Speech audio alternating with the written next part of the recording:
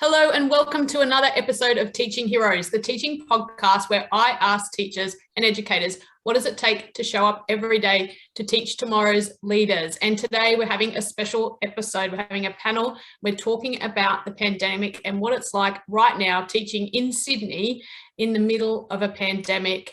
We've gone into lockdown again. What have we learned? What's going on? We're going to hear it straight from Regan, Pat, and Paul. Thank you, three of you, for joining me on the podcast. Pleasure. Okay, so we'll start just by introducing each of you. So if you just say, where are you teaching right now? Why did you how long have you been a teacher? Why did you start being a teacher? Just to give our listeners the kind of context. So Regan, you want to start us off?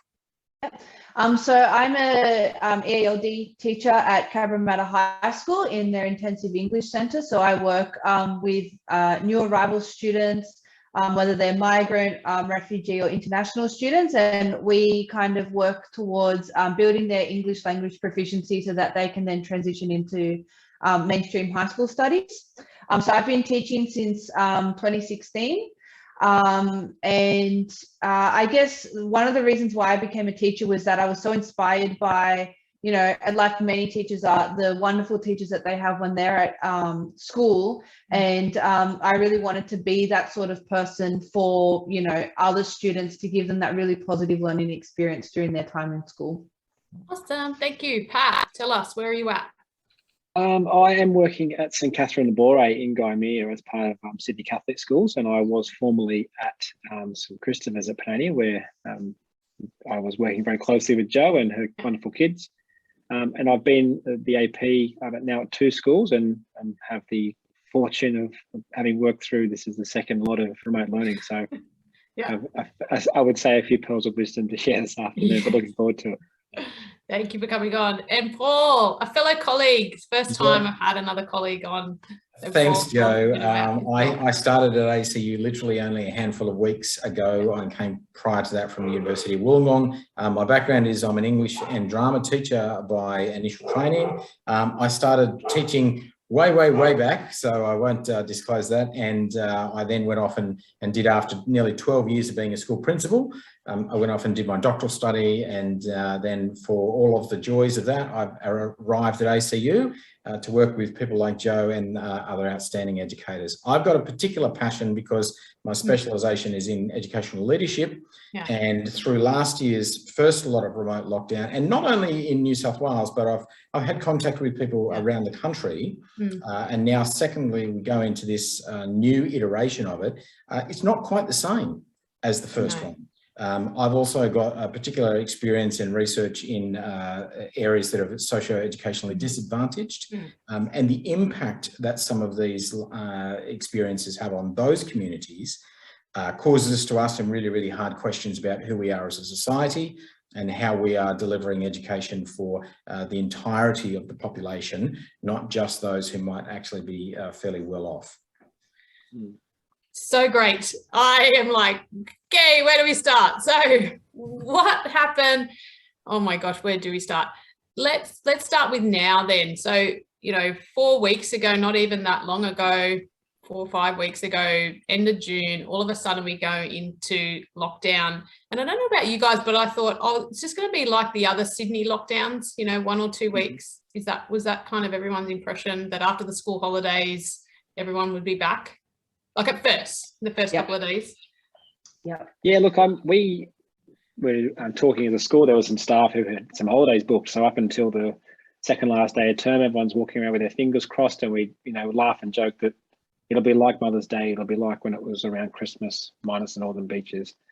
It'll be a couple of days, and then we'll be fine. And then, we looked. I think by the Saturday, everyone had cancelled their Airbnbs, and it was looking a bit more like we were going to be in lockdown. And one of the challenging things was that even when that occurred, then the rhetoric around school being back was, it'll just be the first 4 days. So don't worry, don't plan too much, even though we know you can, just the first 4 days. And then I suppose the rolling ball just, grew larger and larger. And then all of a sudden we're still sitting in our home offices, still working remotely. So it's challenging.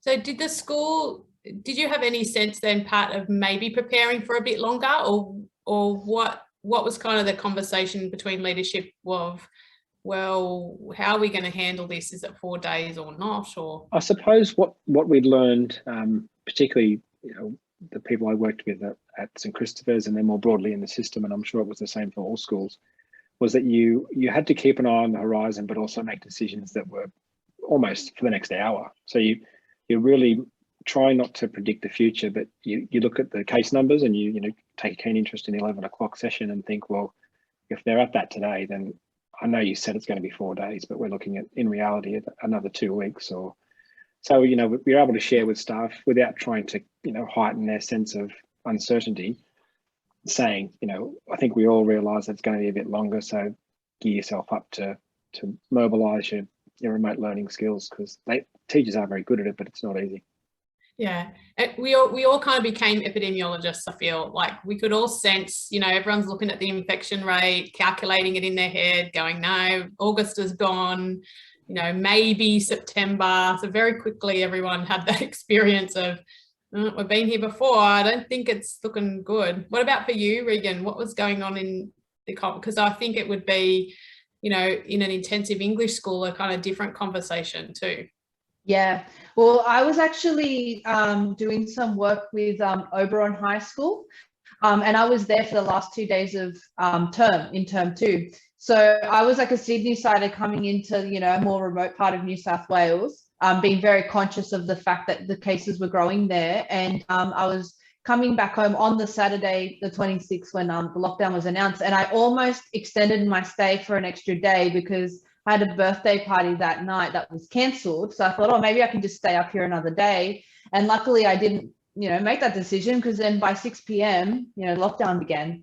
And, throughout those school holidays, I also had 2 prac place students that were due to start their prac placement in week 2. So every day I was messaging them going, look, I'm going to let you know as soon as I know what's going on. And that was for a week.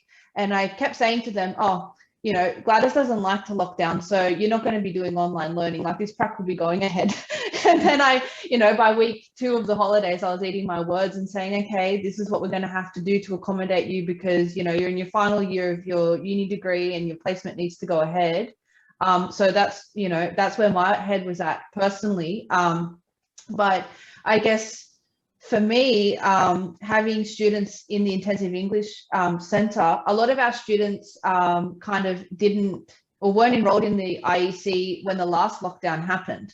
So it was almost like we are starting again from scratch, because, none of these students had that experience of online learning, at least in Australia, last year. So it was almost like, at least from the teaching side of things, we go, okay, let's start getting things in place like we had last time. But then how do we then support this new crop of students who this is all very new for them, all over again? So it was very difficult. Yeah, that's funny about the prac student. I had the telly broke the lockdown before anyone else, and midnight, and then I had an email from a student at 12:05 saying, what's happening with my placement? I don't know. It hasn't been officially announced yet. Yeah. And so for Paul, we were all set to meet face to face, and then lockdown happened. Yeah, look, and one of the ironies about this is I've just come from another university, and I've been doing remote learning pretty much since March last year. And because a lot of my teaching is in the graduate area, and so one kitchen bench looks much like the same kitchen bench. It doesn't actually make much difference, really, which institution you are. I could be teaching here from Oxford or NYU. It wouldn't really matter, really. But I think one of the main issues that has been compelling for me to observe is the lack of definitive decision making. And I think for any school, for parents, for the community generally, I think most of them would respond more favourably if we just said, we think it's going to be about 2 weeks, but you know what, it could well be more. We'll get back to you in another week and give you some greater information. And my sense from talking to a whole bunch of colleagues across a whole range of different contexts is it's the drip feed of uncertainty that has exacerbated this. And that was quite different to last time because we didn't have anything to gauge it from. Well, we now have at least one experience to gauge it from. And the experience that Victoria went through last year was quite salient. And so we've now got some kind of contrast. And I think a lot of people that I speak with are kind of just going, oh, I'm tired because honestly, when you tell me it's going to be the end of July, I know it's going to be early September. Just be honest with me and tell me that, because I can start planning. And Regan and Patrick's experience seems to play that out. Yeah. So Pat, did you have any voice at all, like as a leader in a primary school? Did you feel like you had any voice around anything to do with the remote learning or how it's called? Or I suppose not really. I mean, a little bit, as Paul's already mentioned there. It felt like we were kind of the last consideration, where we probably should have been, if not first, when it comes to education. So with making decisions at a really senior kind of government level that didn't really seem to float down and be informed by decisions or even opinions of people that are going to enforce these things. So hats go off to teachers and the way they're able to move things really quickly. I know, the rhetoric around the first time was, basically teachers are heroes because of the way they're able to do it. But as much as that praise is obviously great, I think it can be mindful that we just say that our teachers are so great because they did it, which is lovely.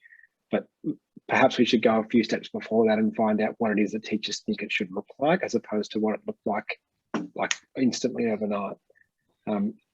And that'll be the issue for a long time. I think one of the things we find most challenging is that it's not a cookie cutter either. So when someone says, oh, it's okay, students are going to go into remote learning, I think at a cabinet level, that just means that all the children get onto their Zooms like we have, they sit down and they get the learning done. So like, even for a student who's very astute in year 5, that's a challenge, let alone a child in year 1 who might have some learning difficulties where remote learning is almost impossible. So it's about, I know that's challenging, obviously, and there's people above us that make decisions, but if they could see the context of the decisions and the results of those, I think that'd be probably more powerful for the next one. Yeah, that's right. Because I always reflect, like, I have a year 5 student, he's just, exactly like that, very tech savvy, no interest in remote learning whatsoever. And, when lockdown happens, my work just explodes, and my husband doesn't feel confident in homeschooling. So we just kind of, whatever you can do, and I think, we're in that privileged position, we're a very lucky family. And I just think of other families that don't have that same, level of, experience or support network, or to, help their child through remote. And it was it was okay when it was only going to be 2 weeks, but now that we're like looking down another month, maybe 6 weeks, it's like, gosh, we have to really think about what we're going to do here, because he can't just play Xbox for 6 weeks. Yeah. No, and if I can jump in, and Regan, I'm going to dump to you shortly, because I'm really interested in your perspective on this. One of the research projects I've been involved with is a school that also runs an IEC for recently arrived migrants and refugees. And when we were looking at that last year, across the nation, 83% of families declare that they have internet access at home. In one of the feeder suburbs of that particular school, it's 59%. Now, when we also talk about, all right, well, okay, if we can't do the internet stuff, we'll get packages and we'll send them home, and the parents can do that. Well, again, 23% of Australian population declares in the census that they have a university or bachelor's degree. In one of those suburbs, it's 6%. Yeah. So on both levels, Patrick, your comment that it's not easy to sit around a cabinet table and make a decision, but in one regard, it's disembodied from the communities that it perhaps most affects, and that becomes issues about equity. There was almost an obscene level of self-promotion from some schools that kind of said, yeah, we're just able to kind of pivot and we just go off and do that. And then you end up with some communities where there are, 3, sometimes 4 or more children living in a 2 or 3 bedroom flat because they are recently arrived migrants or refugees, go home and start doing some stuff. What? I have no idea about that. And so there's a kind of social construct and social set of community relationships that are stressed. by an apparently simple decision to go to remote learning, the consequences of which I think are probably going to play out over a number of years yet for us. And hence why I was, really particularly interested to hear your background, Regan, on that. Yeah.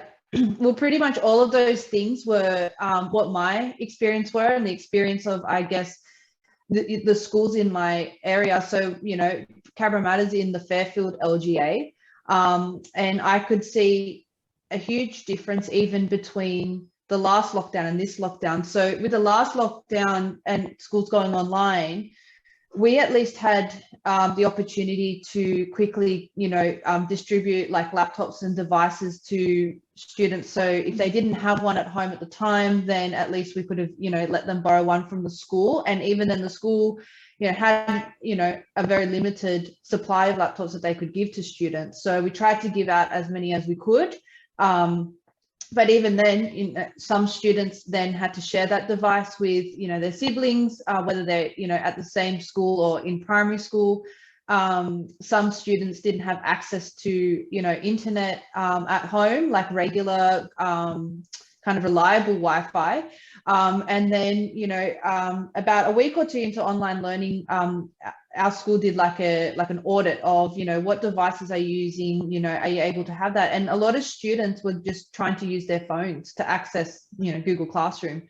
Yeah. And so for a lot of the teachers, when we were, giving work out and students weren't completing it, we're like, okay, well, why is this happening? And often it was because, they couldn't actually complete the work on a mobile device. And that's, learning off a phone is in no way conducive to, good learning. And then there was also students who just simply preferred to have like a remote learning pack sent home to them because they felt more comfortable with that. But, for this lockdown, given when it happened, there was no time to distribute anything because, at that time on the last day of school, which would have been the last time students were actually on site, there was no time to give laptops or other devices. And it's only now, being week 4, that our school's been able to actually mail out laptops to students because they are not allowed to come onto site and pick them up. So we are actually mailing those laptops out to students. And last time decisions like that really frustrate me because like I really get the medical, I get that it's a medical emergency, but surely we could COVID safe drop off laptops and maybe we can't, maybe this variant is so transmissible you can't, but it just baffles me, like some of those decisions that there can't be concessions, particularly in these lower socioeconomic areas, that we can manage the health risk but by giving students access to education. It's just look, Joe, I don't know, and I'm interested, Regan, and you can clarify or contradict me if you like, but I'm going to make a fairly confident punt that we're still doing home food deliveries.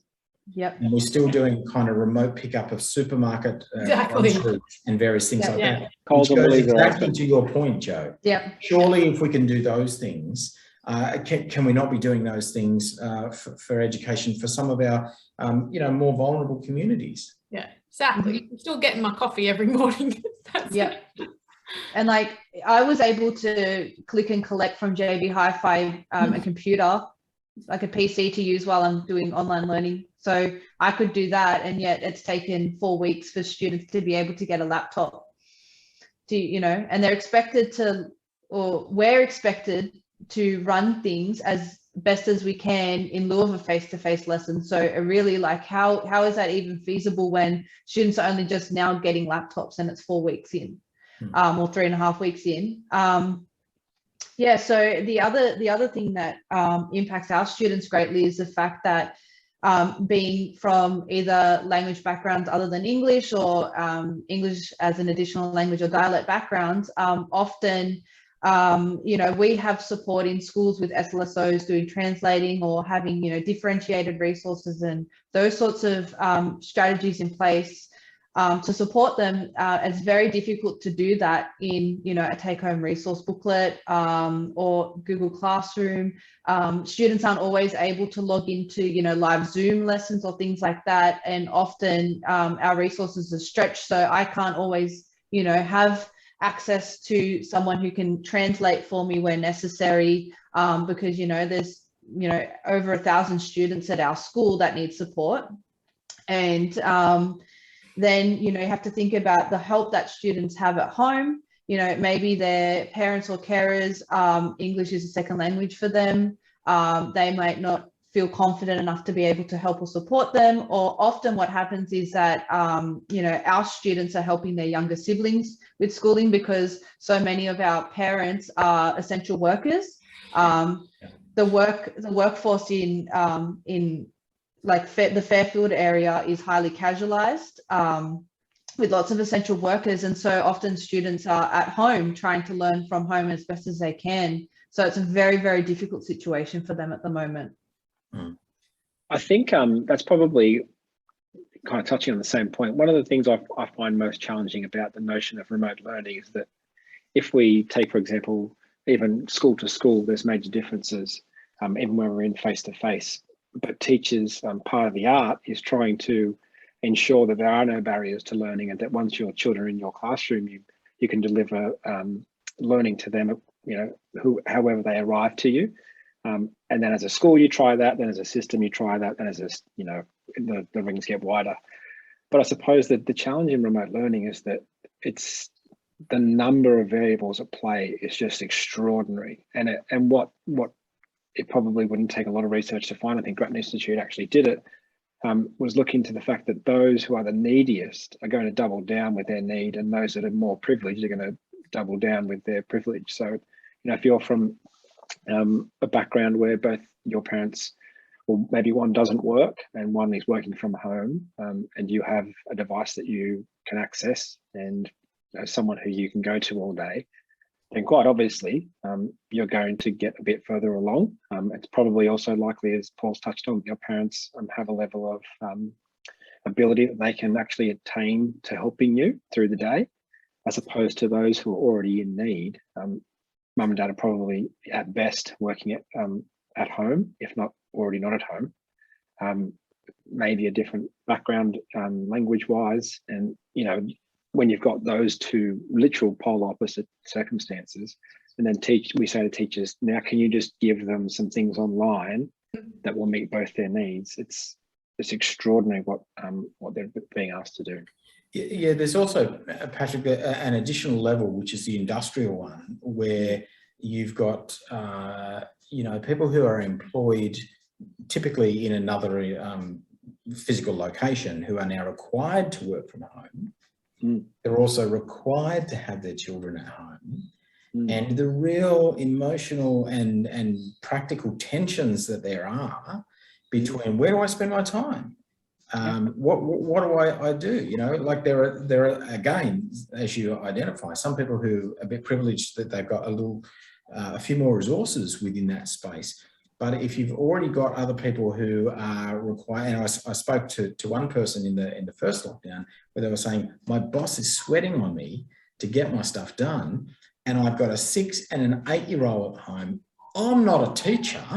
Like, I'm supposed to be doing this stuff for them, and I've got my boss in my ear, and I've got the kids going, what am I doing? And that is an emotional turmoil, because I think most parents, broadly speaking, they want the best thing for their kids, regardless of whatever their circumstance is. And when they're put in that situation where they're having to make decisions about how they expend their time, and then you get some anecdotal evidence from some companies who are starting to do things like log when people are online and, doing those stuff, it just erodes trust. It erodes the sense of responsibility that is fundamental to us being able to effectively, as a community, respond to these circumstances. And let's be really blunt, it's unlikely that this is going to rapidly disappear. We will maybe be living with variations of this for another handful of years yet.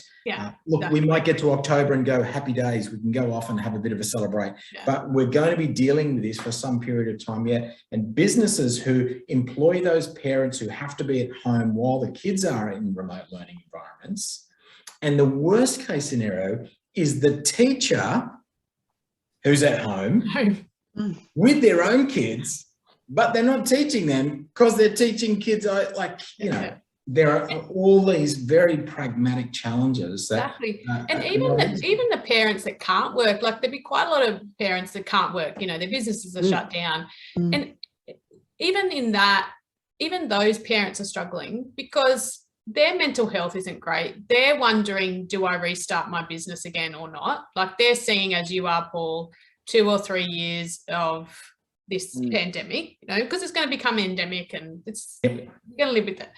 So they're saying, well, do I start my business up again or not? Their mental health isn't great. They just want to sit and watch television too, understandably.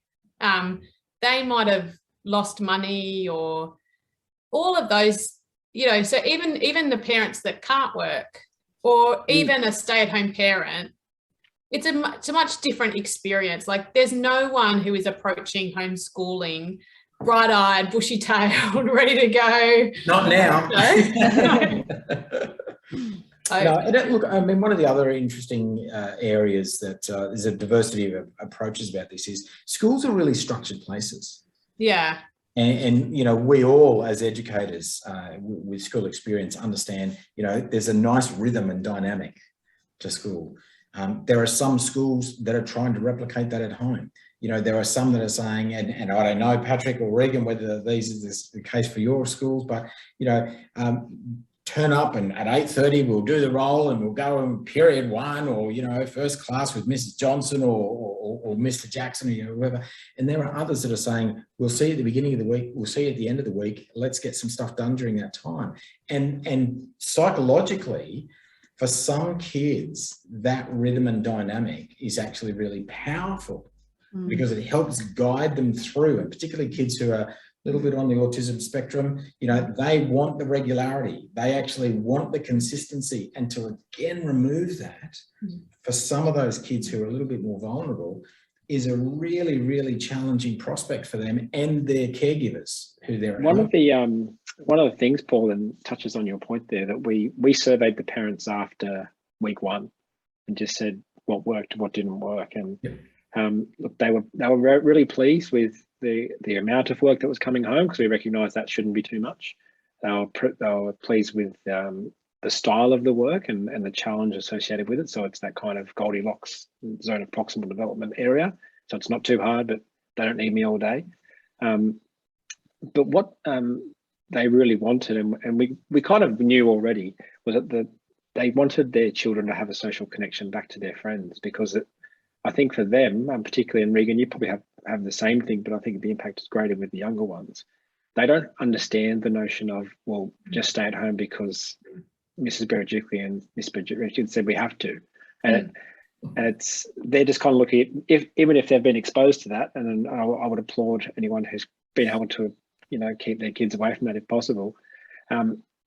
We recognise that we've instituted a Zoom in the morning, so the teacher will get on and with no other agenda than just to come together and be together for 10 or 15 minutes and to wave on the screen and unmute yourself and say hello. The parents almost instantly said, "Oh, my child actually wanted to do some things today. You know, they wanted to read the book for their teacher and they wanted to, you know, create the work and send a photo of it in," because automatically the audience has changed. I'm not doing it for mum the teacher or dad the teacher anymore. I'm doing it for my teacher because I saw them this morning. And I think that's probably what younger children, the primary age children, are missing the most. So it's not, I think most of them are very able to sit down and do the work if the circumstance is right. So when they come into the rigor and the routine of school, they're kind of set. And of course, there's children on the outliers who will always find it hard. But that really was the call. Myself and Jodie, the principal, were talking to the staff empathetically about our role being trying to create school as best we can in a way that's sustainable for the teachers, but also sustainable for parents. Like we can't create 9 till 3 with a lunch break and a recess and, you know, and Zoom all day. It's not sustainable for anyone. But, you know, social connection, I want to work a little bit of rigor and a notion of upkeep of wellbeing is basically our aim. And I think we're doing that relatively well. It takes a lot of work and the staff are incredible. But it takes an entire community to really get that going, that's for sure. I think the other thing, like, Pat, is like one of the things me and you used to talk about a lot was collaboration as well. And that's what I really notice in, particularly in primary school, but the pedagogy, you know, the teaching practice is now so much about collaborative learning and group practice. And what we effectively do in lockdown is take students away from a pedagogy that they're used to. They're used to learning with their friends. And I know I'd had discussions with friends who say, but I thought, you know, my son's not doing any work and he's, you know, and worried about them. And I'm saying to them, it's not the same context. Sitting at home at the kitchen table with mum and dad is a completely different context than, you know, a whole classroom of students who you're used to learning and growing together, and that key relationship with the teacher that you're pointing to, Pat. You know, that's a school. It's not that, you know, the learning task, you know, reading the book. It's reading the book in the context of your classmates and what making that mean something as a whole group with your teacher. And I think, you know, therein lies the challenge. You know, it's an intangible. It's something that children often find difficult to describe as well. And I think for Regan, you can come in after this one. I'm sure that the senior students, as much as they are digital beings and they all have phones, I'm sure, or a way to be online. As a human being, we all crave it. And I think adults, we're able to, even at times it's hard for us, but we can kind of go, well, I saw them on Zoom. I know how I can empathize. I know how they're feeling. So I'll just internalize that and I'll go for a run tonight and I'll get it out. But I think for young kids and for teenagers, I really feel for them at such a difficult time. Yeah, I am definitely seeing that with my students, and it's a little bit harder for, I guess, our students because my classes are kind of organized based on their English language proficiency. So I've got a history class, and in that history class, the age range in that is from, you know, 12 to 13 to then 18. So I've effectively got a year 7 student and a year 12 age student in the same class. And I've kind of tried to do a similar thing where having time online where they can just drop into a Zoom meeting and I'm here and whoever else wants to join in. And then, you know, for half an hour to an hour, we're just here to just talk and try and keep each other company. Even if, you know, I say, you can do work and you can do your activity that I've set for you on Google Classroom while we chat, and, you know, just so they have that interaction like they would try and have in a classroom. And I think there's only about 50 or so students enrolled in our IAC at the moment, which, to give you a picture, we had at the beginning of last year 180 students. So we've shrunk very much. So our class sizes are usually capped at 18, but most of them are about 12 at the moment now. We only have 5. So even then, like, their groups of friends that they would see at school are much smaller now. And then they also have that challenge of, you know, who's the poor little, you know, year 7 boy going to be friends with in the classroom full of 15 to 18-year-olds with different interests and, you know, personalities and things like that as well. So it's been very challenging. And another thing that I've been really concerned about with students is, aside from their mental health and well-being, is their physical health. And it's really difficult because, you know, I can go out and exercise, you know, in a socially distanced and safe way every day. But when I make wellbeing phone calls home to check on how the students are going, and so far I've said, you know, have you been getting outside and exercising? And they're like, no, we're not allowed to go outside. And, you know, I said, well, can you, like, you know, maybe go and sit outside in the sunshine and take your phone out there, take your laptop out, take a book, you know, just sit in the sun. It's nice. And they say, oh, but, you know, we're scared. It's not safe. And so the toll that that's taking on them, it's, you know, they're not seeing their friends, they're not socializing, and now they're not even, you know, going outside because there's this fear. And again, remember, they're in the Fairfield LGA. So, you know, they probably, you know, see police presence around and think it's not safe for me to go outside. I'm going to get in trouble if I go outside. So it's just so tough for them in all different ways. Yeah, and that last comment in particular, Regan, was consistent with what we found in the same type of community that we work with, these colleagues and I, because often those families are themselves coming from experiences where authorities are questioned, that they're often, they can be quite brutal.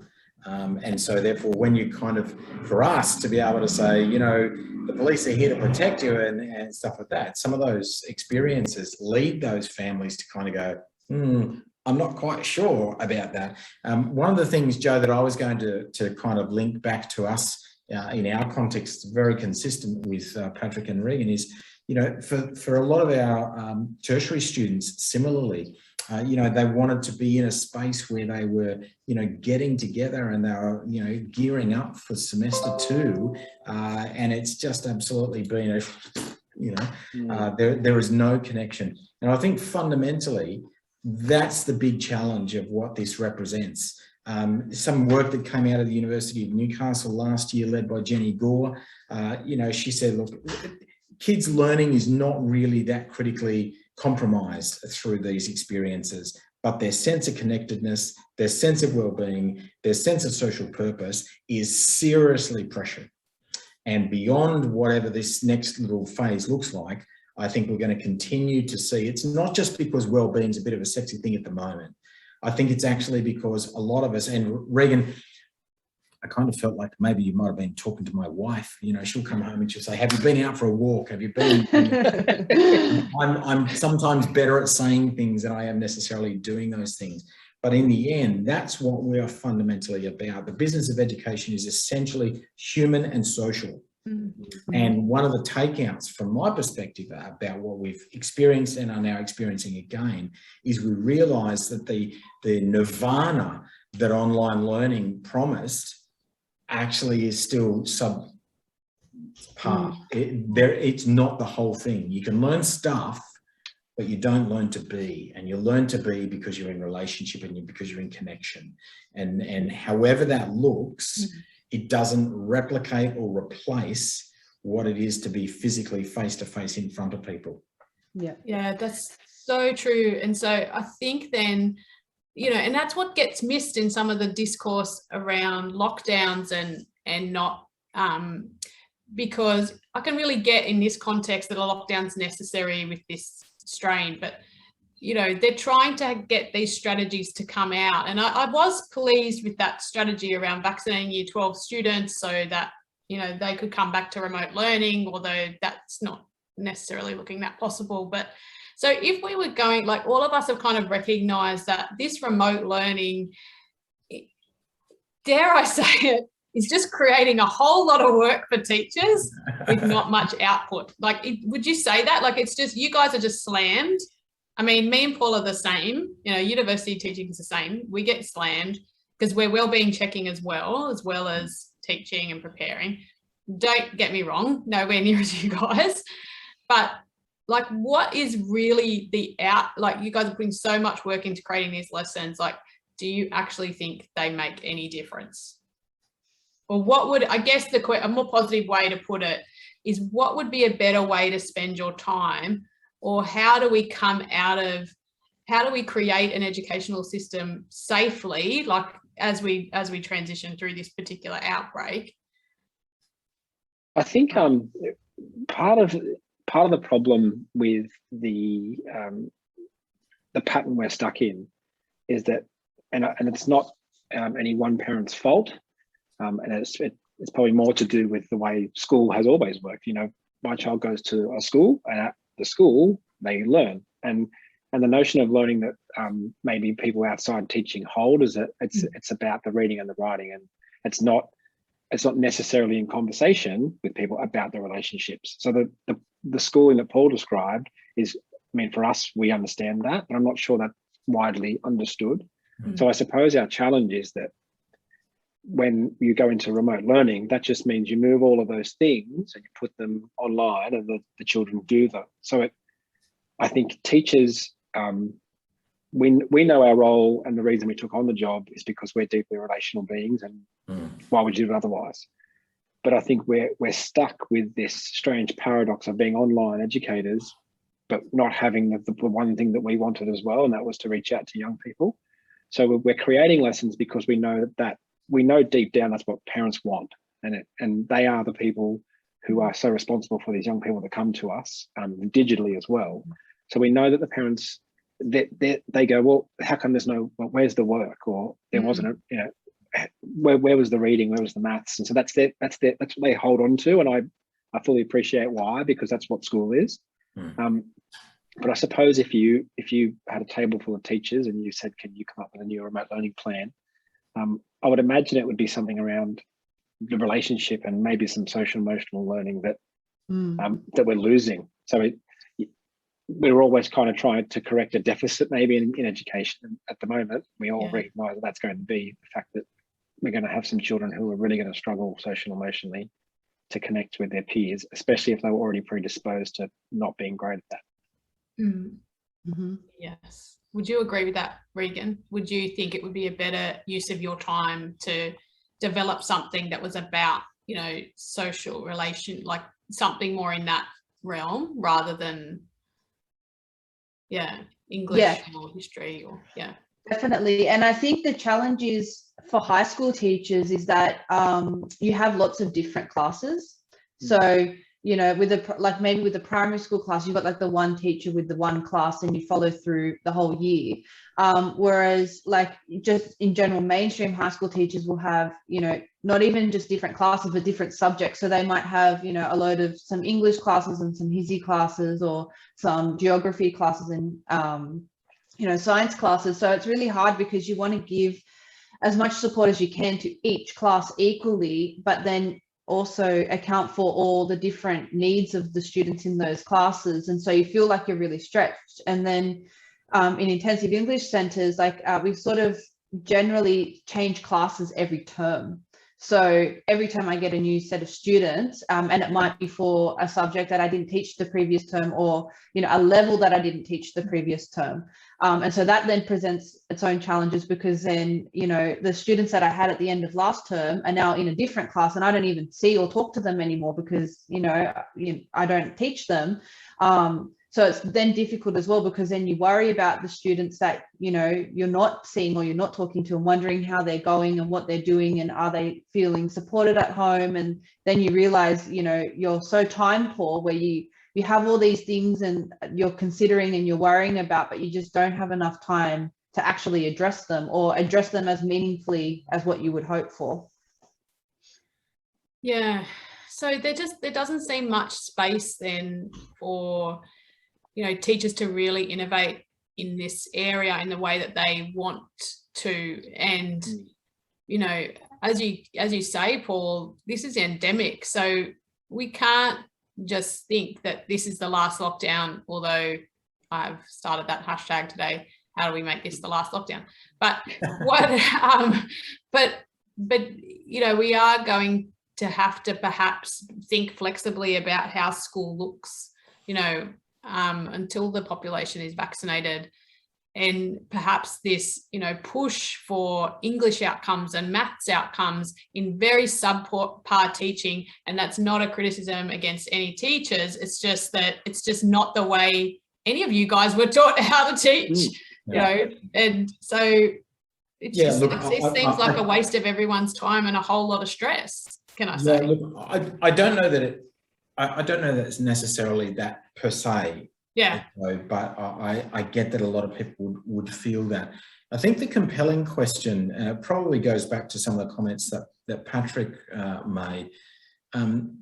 If we took it away, which we've now done in New South Wales twice, and we're doing in, you know, I mean, Queensland, I was supposed to go to a wedding of a daughter of a friend of mine in a couple of weeks' time. I think that's probably off the table now. You know, you know, everybody's kind of going, we thought it, you know, right at the beginning of this conversation, we thought it was going to be, you know, a couple of days.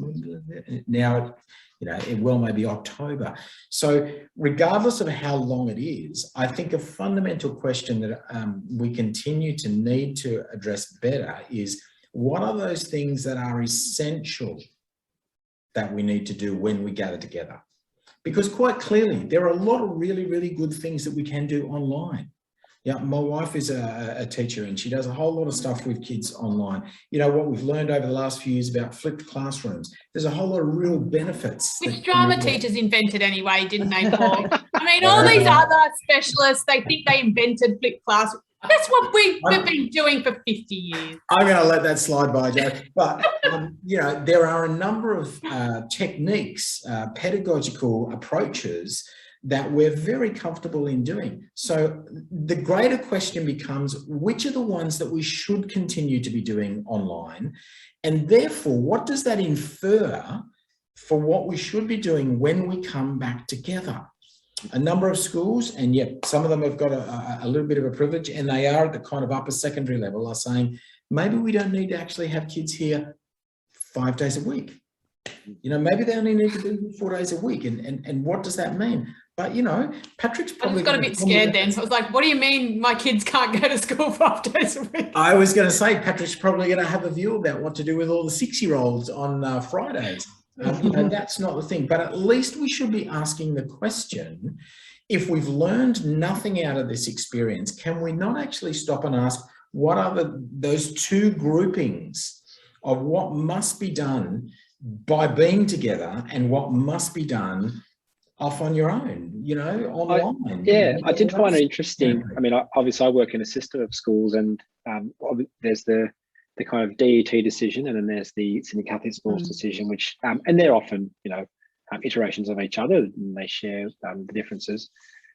What I found really interesting in Mark 1 of remote learning was that almost overnight we said, well, let's just do the most important things. Let's take care of well-being.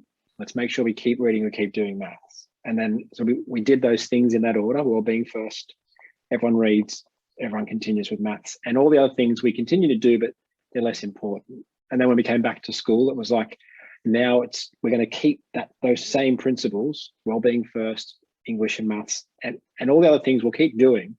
And really, all the other things that we shelved for a little while, I didn't really notice a great change in missing them, because what we're able to do in the space that they left was actually get into what it's like to be a friend, and what it's like to, so with the often maligned PDHP, so this kind of came off the shelf, because as a primary school teacher, it's kind of like, well, I've got to do all these things, but I think it's often the most neglected and the one that we should spend the most time on. And, you know, and I'm sure down the track we should spend more money and government investment looking at social emotional learning with greater detail, rather than another thing you put at the end, put it first.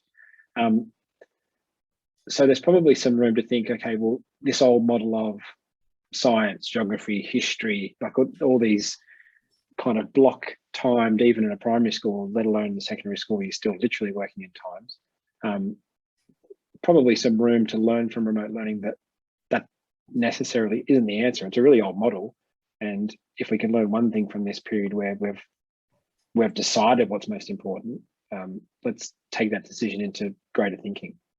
Yeah, and it's like that, you know, now with the internet access, you know, you said this before, Pat, like content is cheap or facts are cheap. You know, it's so easy to find out, you know, what's the fastest train, or how many planets are there, or and what actually we need as a society, particularly now, are like good leaders and good humans. And how can we, absolutely, we need to read and we need to count, but how, and we do need some informational learning in there, 100%, but also within the context of that, how do we be a good human? How do we work together? What does a leader look like?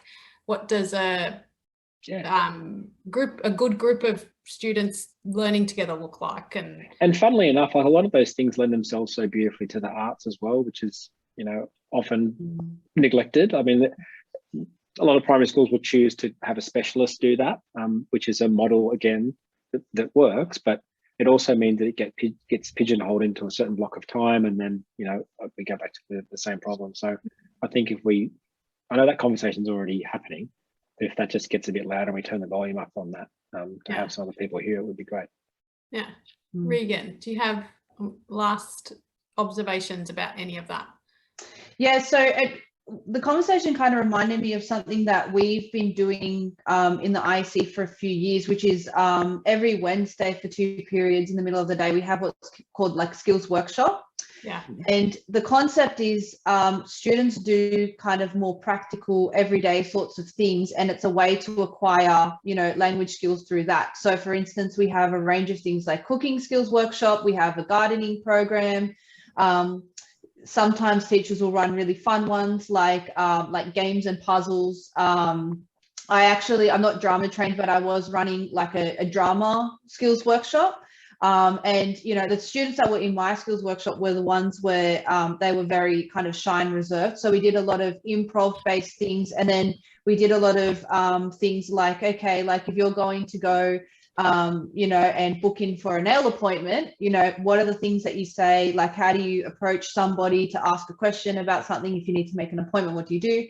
And so like that is a really good example of how students are acquiring vital like skills, and it's not just in language, it's interacting, it's their confidence, it's their social emotional well-being and all those sorts of things. And you know, we've not been able to do that to the extent that we normally do with online learning, but I know that when we come back eventually to face-to-face learning, they're the classes that students are going to miss the most. Yeah. And be so excited to come back to, and that's what they're missing out on at the moment. And I know that certain skills workshops have, you know, they've tried to make them online, like with puzzles and games, it's much easier. But then, you know, cooking, you know, we're not going to tell kids to go like cook something at home without parental supervision or anything like that. And same with gardening. The kids who live, you know, in an apartment complex probably can't do much gardening. But yeah, it's those skills where they're sort of, they're out of the classroom in the traditional sense, but they're still learning.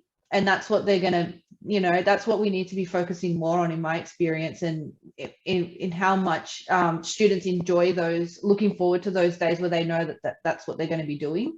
Yeah. You know, and I think, you know, one of the things we talked about before we started record was about the value of teachers and who teachers are for students. And I wonder whether sometimes we act so much at the effect of parents and at the effect of education ministers, rather than really collectively, you know, come together and say, hey, this is what our, you know, decades of experience, decades of research is telling us about what schools should be. And it's about time that, you know, our voices, that we really kind of have some faith in the voices that we have, and say, look, next time we go to remote learning, listen to what the teachers have to say about the best way for that to happen, and that parents can kind of trust our expertise, just like they're trusting their GPs, or in the pandemic, that they also trust the expertise of the teachers about what's best for their family and their kids in terms of in educational sense. You know, Joe, I was wondering whether there might be a bit of a hospital pass coming here, and I'm happy to take the fall. Let me tell you, if those people that are watching this, you also need to look at Joe's interview with Tim Hawkes and Adam Weber. Yes. Because their experience in what they're doing with TrueWell says that it is the well-being of teachers that is one of the greatest linchpins to how we're actually going to move for whatever it is that it looks like beyond this. Jeff Gallop, former Premier of Western Australia, was engaged by the New South Wales Teachers Federation to undertake an inquiry into valuing the teaching profession. Now, if we've learned nothing, and I think we've learned an enormous amount, we have absolutely learned how valuable and important and professional teachers are. Because there were some teachers, and Regan, probably it's you, Patrick, it's you and your staff, who were dealing with kids who were on remote learning, dealing with kids that were turning up because they were either children of essential workers or because for whatever reason they're at the school. And they were doing that simultaneously as trying to keep themselves on an even keel. Now, I dare to suggest that there are very few other professions that would have been able to do that in the way that the teaching profession has. And the reason is, over 25 years in schools, and now for the past half dozen years in the tertiary sector, most teachers get up in the morning and they say, I want to do something constructive. I want to actually make kids' lives better. I want to actually do things that are going to make a difference. And those few, you know, we've heard this before, if you actually had a bad diagnosis from one doctor, you wouldn't write off the medical profession. That's right. So, you know, overwhelmingly, the teaching profession is a generous, committed, warm profession. Let us just get on and do the work that we do, that we know how to do really, really well. And at the end of it, we'll give you whatever piece of paper you need as the government. But just let us get on and do what we do, because you know what? We actually know what we're doing, and we're pretty good at it. Yeah. Okay, true. Well, I think we'll leave it there at that impassioned plea there, Paul. Thank you, the three of you, so much for coming on this panel and talking about what it's like. I mean, I think we touched the surface, but what I really loved about this conversation is that we really got to what's important in education and what we need to focus on. And I know that both of you, Regan and Pat, are really dealing with a lot. Like I know you're dealing with a lot with your students and with your teachers. And so, thank you to both of you for coming on and giving an hour, to me to get kind of some of this messaging out there, because I really don't think that people get what it is I think they get what we're dealing with, but don't kind of come to us for solutions on how to make it better, I think is the problem. For sure. Yeah. Great. Okay, this has been another episode of Teaching Heroes, and we'll see you all next week for another episode. Okay, bye. Bye.